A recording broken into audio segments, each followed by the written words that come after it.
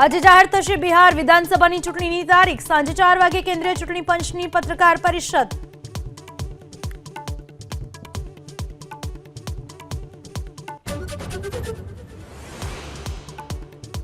અમદાવાદની એસવીપી હોસ્પિટલના લોન્ડ્રી વિભાગમાં આગ। શોર્ટ સર્કિટના કારણે આગ લાગ્યાનું અનુમાન। ફાયર વિભાગની ટીમે આગ ઉપર મેળવ્યો કાબુ।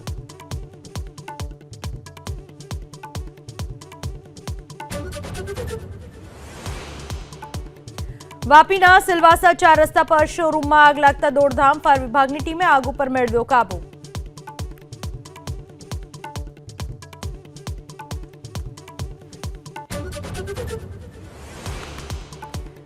જૂનાગઢમાં કોંગ્રેસના કોર્પોરેટર સોનલ રાણાનું સભ્યપદ રદ। જાતિના ડોક્યુમેન્ટ ખોટા હોવાથી મહાનગરપાલિકા કમિશનરે રદ કર્યું સભ્યપદ।